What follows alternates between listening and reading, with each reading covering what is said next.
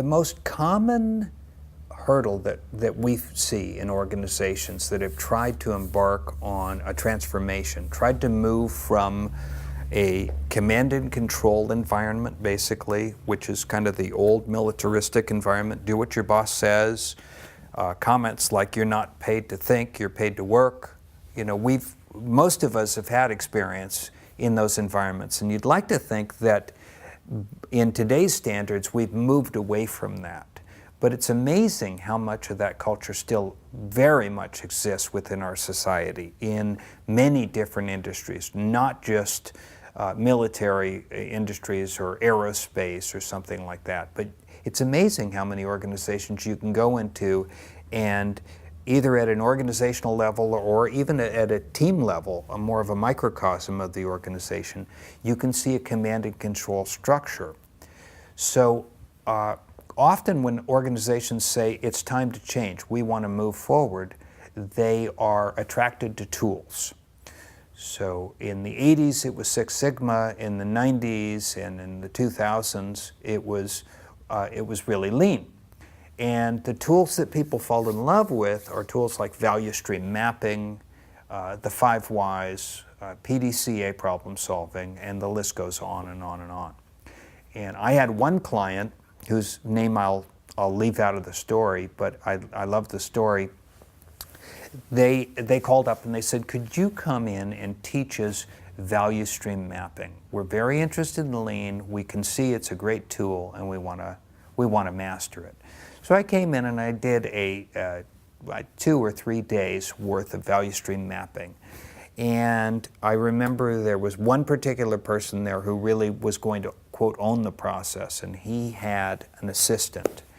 And they said, thank you for the training, we'll call you if we need you later. And I did receive a call about 90 days later, about 3 months later, and they said, come on back.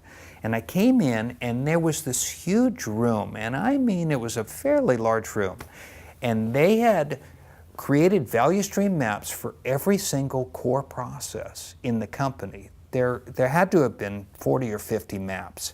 They had done the value stream maps, then loaded them into Visio, then printed them on plotter paper, the large, poster-sized paper. And the room was full, 3 walls. There was one with glass, and 3 walls were totally full up to the ceiling. And I walked in, I saw the wallpaper, and my client said, pretty impressive, don't you think? Well, isn't this awesome? And I said, well, to be honest with you, I've never seen so much value stream mapping, and it looks like you've done a lot of really good work. Can I ask you a question? He said, sure. I said, what improvement efforts have come out of the value stream maps? He said, well, we haven't done anything. That comes later. So that story was interesting. I don't say that story to criticize or condemn those people, but basically they had become enamored with the tool, and now everything, it's the old, to a man with a hammer, all problems look like a nail. Their hammer was value stream mapping, and they just got so absorbed in it that they lost sight of the fact that, so why do we value stream map? So they never really got to any problem solving or making change for the better, or something that they could actually use to impact the work environment, the bottom line of the company, the customer satisfaction of the people that spend money for their products. Never got to any of that, but 2 people pretty much full-time spent a quarter of a year doing value stream mapping. So that was certainly a lesson. So during that meeting, I didn't want to just burst their bubble. I mean, they had done great work. So I asked them, so what do you think the purpose of value stream mapping is? And they thought a little bit, and they said, well, what do you think it is? And I said, I'd rather hear your opinion. So the reason I mention this is an example of the kind of work we do. I was at one client and they said, you know, you never directly told us what to do. You never did. And I don't know if never is correct, but this was a U.S. government facility, and I was there on and off for about 1.5 years. And very serious work. And what the client realized was that they had basically gone through a personal transformation, and it kind of snuck up on them. And I remember this one woman saying, you never really gave us the answer, you put us in a position to discover the answer.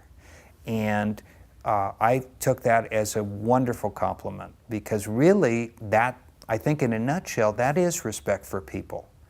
If you're just spoon-feeding people solutions and saying, here's value stream mapping, you know what you should do for this problem, you need to go do this, you're just reinforcing command and control. You're not enforcing or encouraging development of people. So when we develop coaches internally, we always say coaches really have one primary focus and one only, and that is to support people in the development of their problem-solving skills, nothing else. Now this came about because I had a client call me and they said, we just spent a fortune with a national trainer who came in and certified all our people to be coaches, and we have a major problem. And I said, what's going on? This was the VP of HR. She said, I've got people in my office crying in tears because these, quote, new coaches are running around telling people how to do their work. And they're saying, is my job at risk? Am I doing something wrong? And what gives them the right? They know nothing about my job. What gives them the right to come and tell me that I'm doing it wrong or they've got a better way to do it? So it really, this woman called it, she said, I need damage control. So I came in and we said, we need to right the ship. And they said, how do we do this? Well, we offer a 2-day lean coaching workshop, which is extremely hands-on, very, very experience-based, and a lot of fun. And the group, I don't believe in a lot of rules, but one of the rules that we do use is that the focus of the coaches is singly and only on problem solving. The coach also has to ask for permission to coach.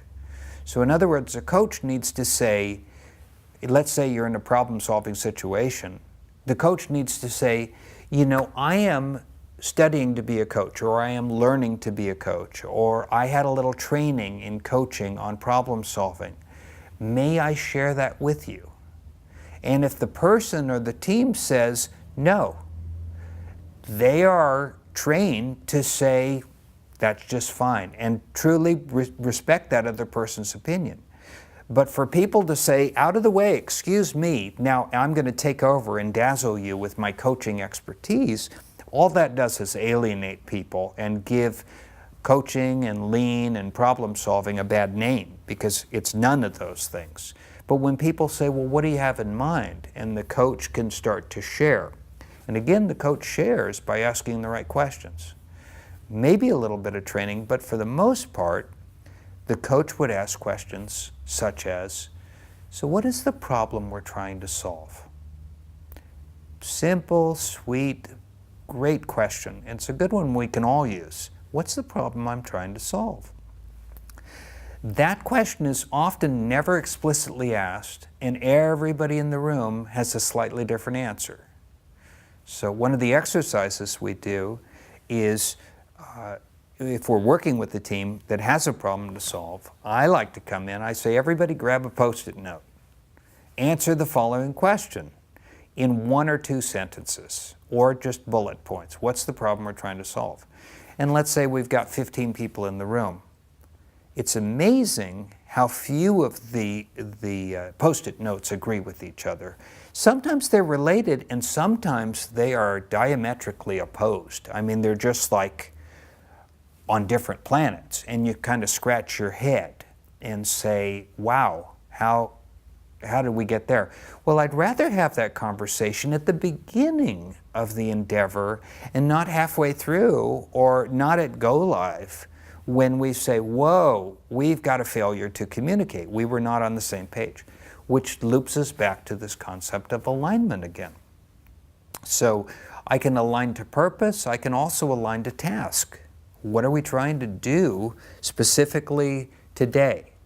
What are we trying to do this hour? It really depends on the work environment. I worked at one work environment where the calibration of the question was, what are we trying to accomplish in the next 12 minutes?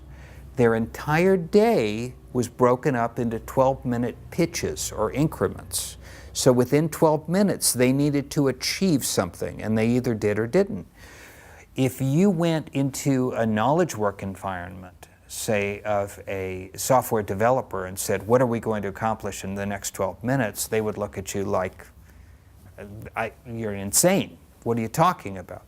But that pitch, that cadence applies to everyone. And I find for many teams, we want to look at what do we want to accomplish today. For other teams, what are we going to accomplish this week? It really kind of depends. But often what we want to do, we find whatever increment that is, let's say it's day. I need to know what I want to accomplish today, but I also need to know how am I doing for the month? How am I doing for the quarter? How am I doing for the year? So I've got some context. So people love context. And often what I find is they're not supplied any context at all. So if you ask people, help me again understand what you do and how it contributes to the goals of the organization, if they can't answer that question, really it's leadership that should be looking in the mirror and saying, what steps do we need to take to create that clarity? So at the end of the day, what I find is I would say every organization, I find really, really good people doing the best they can with broken processes.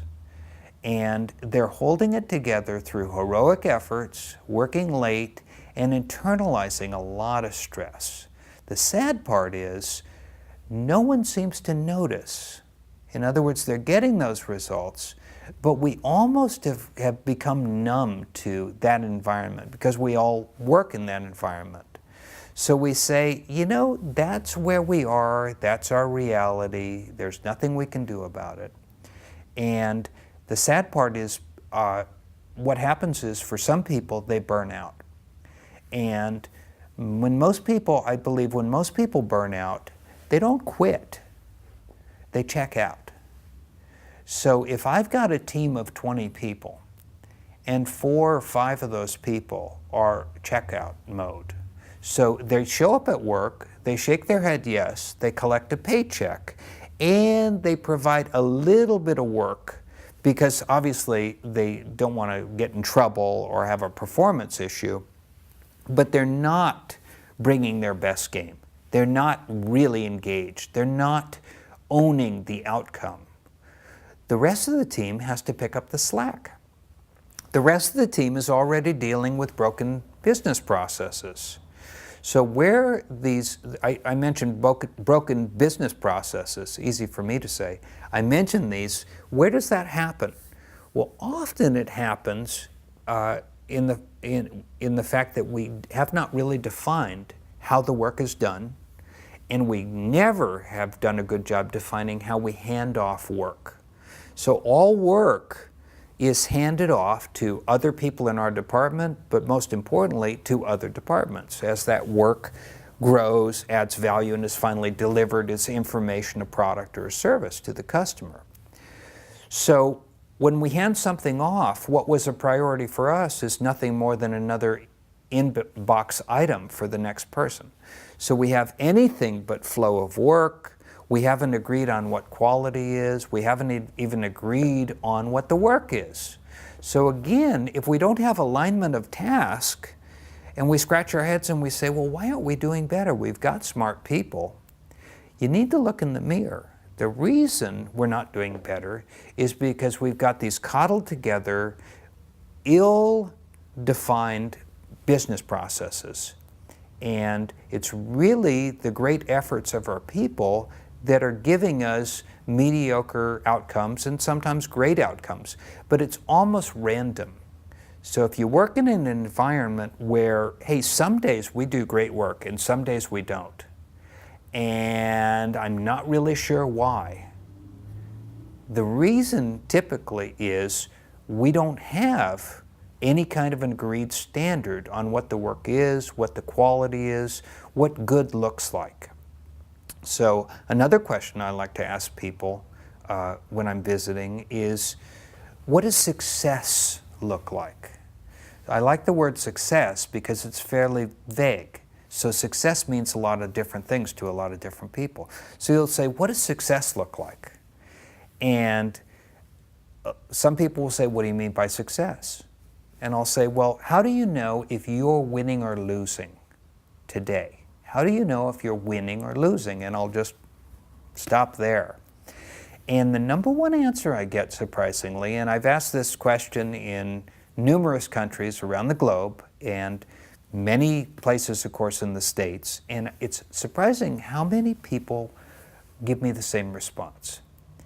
And the number one answer is, if the phone isn't ringing, if the boss isn't screaming at me, if the customer is not whining and complaining, I call that a successful day.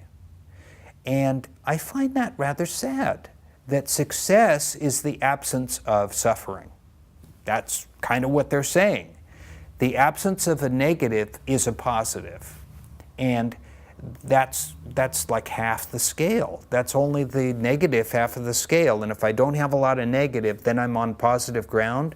That's sad and silly, because there's so much joy. And I think that's the word for it. There's so much joy that you can experience in life. The fact is, we spend more time at work than we do at home. So if I'm getting no joy, no success, no real satisfaction at work, other than I wasn't in trouble today, then what am I doing with my life? I would say we're underutilizing it. We're not taking advantage of the gift. Okay, we all have to work, but who says you can't feel good about work? Who says you can't really grow at work? Who says you can't find your personal excellence at work?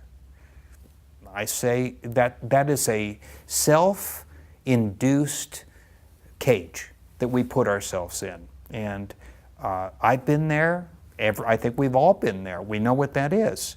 But it's amazing that the way out of that cage, the way to break out, is really quite easy. It's right there. It's right in front of us. So what I enjoy so much about Lean and about enterprise excellence is the key to that personal excellence and the key to the organizational excellence are the same key. And it's got to be the same key, because organizations are nothing more than a collection of people and nothing less than a collection of people. So how on earth could we expect to create an enterprise of excellence if we haven't created people of excellence? You couldn't do it. If, the sum of the parts are what it's all about. So what are those parts? If I'm not creating, and this is at a very individual level, at a one-by-one level, a human-to-human level, if I'm not creating a pathway for that person to really tap into that personal excellence, what's the chance that the team is going to find excellence? I would say very low. If the teams can't find excellence, what's the chance that the organization is going to find excellence? Zero. So if you look at some of the great organizations that really have amazing cultures, one of the things that they pride themselves on is protecting that culture, protecting that shared behavior, protecting the values that matter most to them.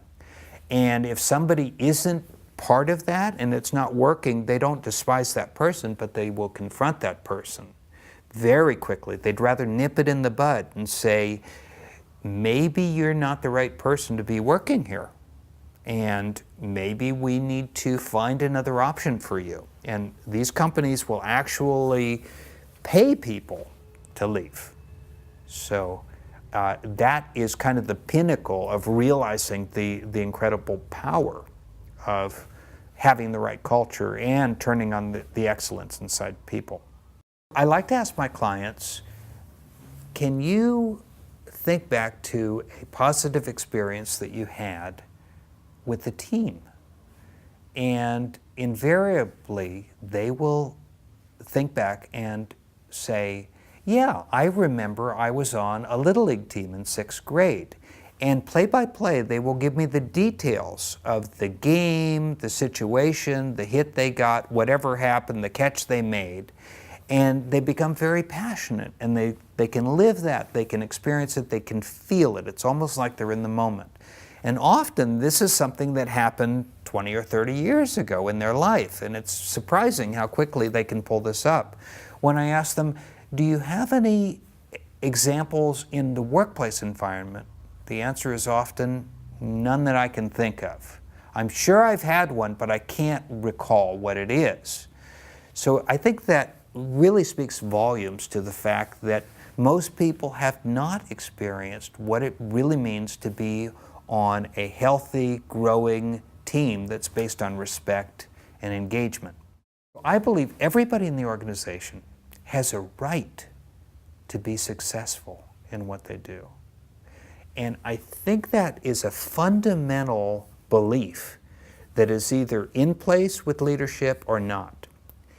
If it's not in place, then talking about a cultural transformation is going to be extremely difficult, because at the end of the day, what we're doing is creating an environment. Not only do people have a right to be successful, but we raise the expectations in terms of accountability for them to drive their own success. This is not about the managers telling people what to do to be successful. This is about the people solving problems closest to where those problems occur. So I had a client that used a great expression. They said, it's all about the people at the coalface. At the coalface. And of course I said, this was in Australia, and I said, what do you mean by coalface? And of course they meant like a miner.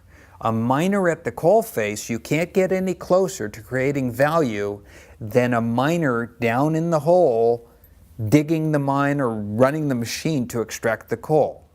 If you think about it, it's our frontline workers, whether those people are manning a help desk, developing software, setting up a new server, treating a patient, delivering product to a customer, stocking a shelf, whatever those people are doing, those are the people at the coalface. If we haven't created an environment for them to grow, for them to develop, for them to solve problems where those problems occur, then we're doing a great disservice, not just to those people, but to our organization and to all the stakeholders in line. Because really, value and success are created right there at the coalface. So the rest of us, what's our role? So if you say, well, I work in purchasing, I work in accounting, I work in management, I'm not at the coalface. Yes, but those people couldn't do their job without the support roles. So in no way is a job in support of somebody at the front line less of a job or not adding value. Certainly it's adding value, and we need the same effectiveness, the same engagement, the same efficiency in those areas that we do at the front line. So back to teams. What does this have to do with teams? We need to nurture and foster this strong teamwork capability throughout the organization. And often what I find is we can find pockets of good teamwork, but most organizations haven't figured out a way to join or connect those pockets. So there's an old expression, islands of lean. An island of lean is, well, we did a little bit of lean improvement and we've got some results in this part of the business and a little bit over here and a little bit here. But it's islands of lean in a sea of waste. in a sea of broken processes. What do? How do we connect the islands? We want to create a nation of lean, not islands of lean. Well, the way you do that is one person at a time, one team at a time, and one day at a time. And although it sounds a little bit like a cliche, it's true. It's really true. If you talk to anybody who's built anything of significance in their life, and you say, how'd you do it? They'll say, one brick at a time. They don't say, you know, I had a magic wand and I whiffed my wand and all of a sudden I built this incredible accomplishment. No, usually it is a very arduous, very persistent effort that really creates these great results. So what we really focus on is what is the effort? And again, this gets back to the specifics where our clients say, you talk about daily behavior. What daily behavior? Specifically, what daily behavior do we need to encourage? How do we encourage it? What does it look like? How do we know if we're on the right track? If we need to make an adjustment, how do we do that appropriately? So these are all great questions, and this is the kind of work we do. This is what we live for. And I think the reward is when you see how far the organizations have come in a short period of time. I was recently at a client site. We've been working with them for 9 months, 10 months, and we're coming into towards the end of the year, and we were just having a moment of reflection. And it was the client that said, we can't believe how different we are than just last year. And it was very rewarding for all of us to hear that, and for the client too. But if you would have said to the client, look, these are the things you're going to be different in, and this is how you're going to change, they may not have believed it, and I think it would have been a misuse of energy and bandwidth to paint that picture. So I always like to say it's much better to underpromise and overdeliver than to overpromise and underdeliver. Because if you come in, and I've done this the wrong way years ago, you come in and you start banging the drum and saying, we are going to get rid of waste and broken processes, we're going to have incredible teamwork and engagement, you're going to be so fulfilled at work, it'll be a whole new you, and you can bring that back to your wife and kids, and everybody's going to be just so happy. Any improvement is going to pale compared to that promise of utopia.